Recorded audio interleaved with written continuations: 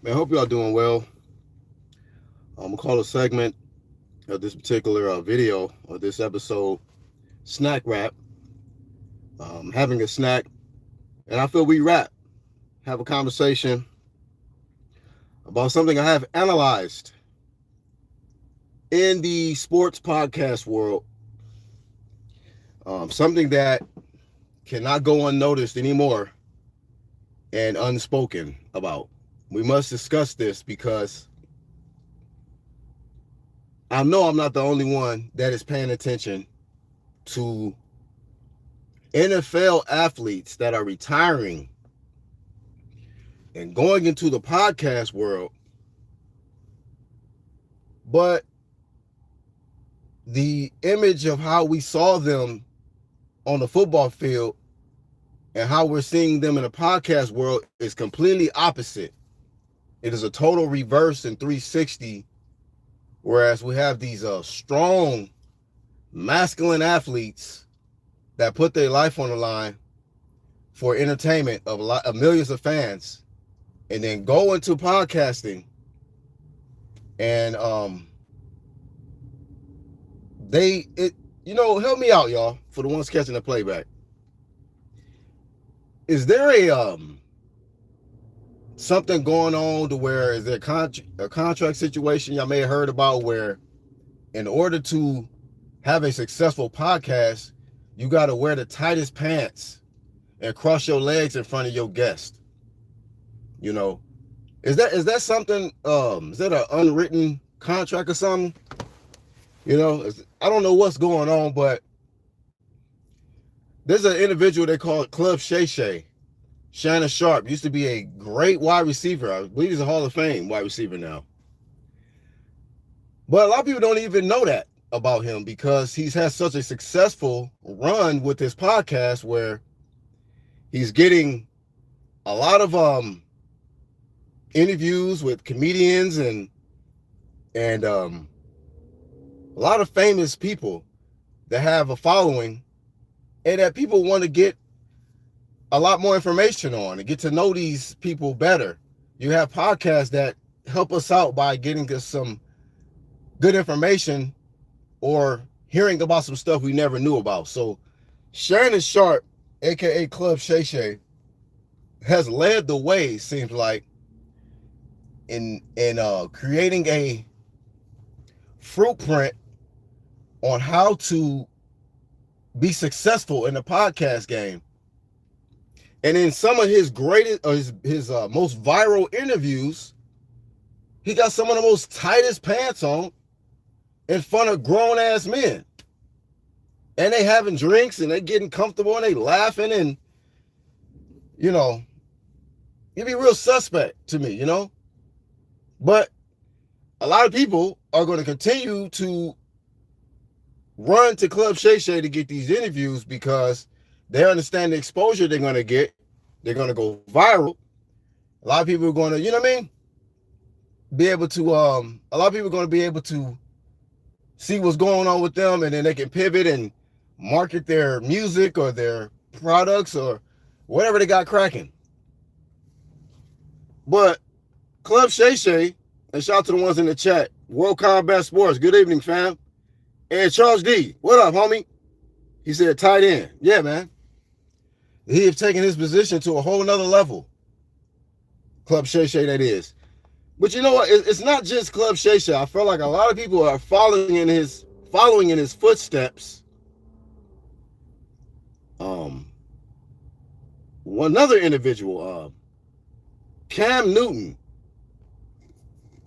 one of the most electrifying athletes I've ever watched at that position. The guy he can throw, he can run. It just seems like he could do it all at the offensive position at quarterback. And, his nickname was Superman. And Cam Newton, after really not having the dynamic career, I mean, he has some dynamic highlights now. If y'all want to see some crazy highlights, watch Cam Newton highlights. That's some of the most incredible highlights you'll ever watch.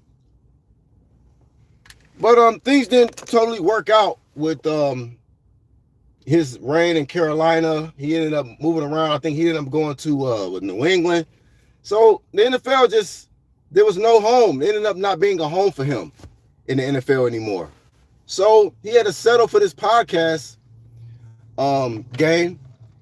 And just like Club Shay Shay, this man getting a lot of popular artists, entertainers, celebrity type figures, and he be having the most tightest pants on. And man, it was one particular interview I came across where the dude he was interviewing, I don't even know who he is. He looked like some retired zesty pastor or some shit.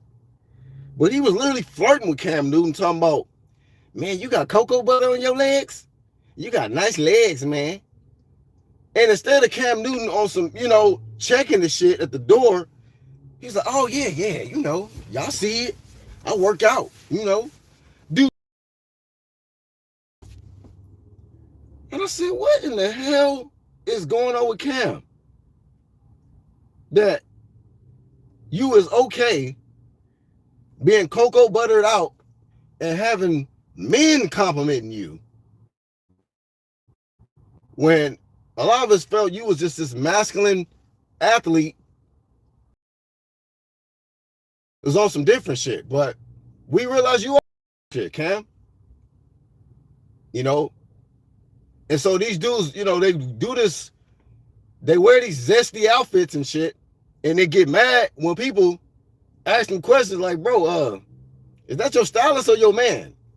And that's another thing with this stylist shit. Since when who did that? Since when do niggas need to have somebody tell them what to wear, if that is the situation? Because that's what I know gonna say, oh man, he got a stylist. He's supposed to style, he got a stylist. Look, homie, my mom was a stylist. She's a hairstylist. That's the only stylist I know about. As far as a stylist, somebody that's gonna, dress you and tell you what's in, nah, homie. But somehow, it seems like because somebody got a stylist, it's okay to dress zesty. Another one that came across my path was one of the most, probably the worst that I've seen so far. Club Shay Shay, excuse me, let me finish the snack. Club Shay Shay on some zesty shit. Cam, then it's so disappointed because I'm a huge fan of Marshawn Lynch, but his co-host on his podcast, Get Got Pod, I think his name is Mike Robinson, used to be the fullback for the Seahawks. This nigga be having the most tightest pants known to mankind on, bro. Every interview.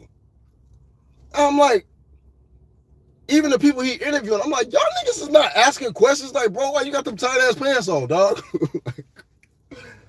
Let your nuts breathe, nigga. Why you got these squishy pants on, homie? This is an interview with another grown ass man. And I'm just starting to think like maybe they're giving y'all a bag to show up in y'all interviews with these squishy pants on, man. There's no way you comfortable with these bone tight pants on doing these interviews, man. And I know these fools, a lot of these fools is like 80s babies and shit. So come on, man. Niggas weren't wearing skinny jeans and shit like that from that era. You niggas knock it off. You can't use that excuse like, oh, this is the new, nah. I can understand these little YNs and shit. But you ONs? Hell nah, homie. Hey man, flame a shame, man, to these grown-ass men, these former retired NFL athletes going the moist route, man, for the bag, bro. You know what I'm saying? This is not a good look, man. A lot of these NFL players, man, a lot of other grown men looked up to y'all, man, respected y'all. But this ain't no respectable shit, bro. But what do I know? Maybe this is what they like. Maybe this is their style. Maybe this is what they feel is cool and acceptable for the society. But I just disagree. You know, I just think that it's unnecessariness, man. You motherfuckers can wear regular shit, you know.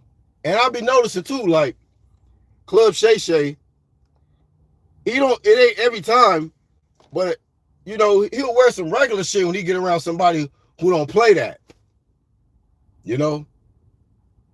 Somebody who will probably check him and shit. He'll have some regular shit, some regular size pants. But let it be somebody he probably like or some shit. Now you gotta go to the back, you know, the special section of the closet. So yeah, man, I just feel like it's pretty pathetic, you know, that we can't just get content, you know, without the unnecessary, excruciating pants that these dudes out here wearing, man. It's a damn shame. But yeah, man. Anyhow, flame of shame to these athletes. You know, this is not it. This is not the way to go. And I hope that a lot of the athletes that are in the league today, once they retire, maybe 5-10 years from now, whenever they decide to do it, hopefully they don't go this route. You know what I'm saying? For the bag. Because I think that's what it is, man. A lot of these dudes is pushing agendas and shit, pushing these moist ass agendas to get paid. And it sucks, man. It's terrible. It's a horrible look.